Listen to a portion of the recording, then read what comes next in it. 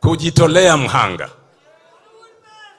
You must give yourself to labor and to ask for no rewards.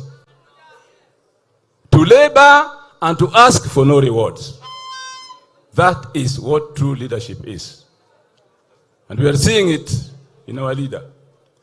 Therefore, all those of us who are here, who want to stand for anything elective, please know that if you want to be a leader, please be a leader and not ask for any reward.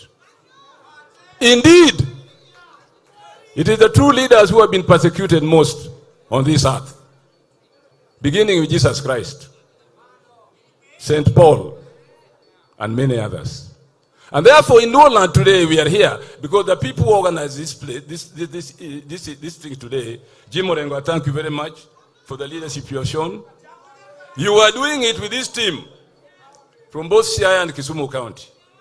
Not because we want any reward, but we want to build a movement, an institution for the Luo people. And therefore, I will do to Jotelo Manka, Karombu.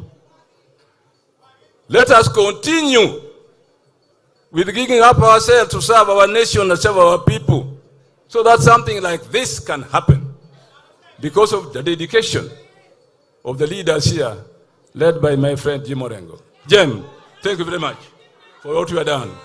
And what you have done with our Deputy Governor, Dr. Willie, and the team you are working with. Here in Kisumu, we have MPs from Kisumu County. Can you stand up? Dr. Ron is there. I think over there, my eyes are not very good. Nikal is there. And then Father, I need to change my glasses.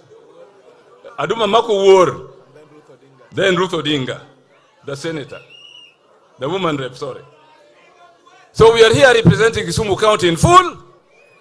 And we are going back to report to the people that this cultural event will continue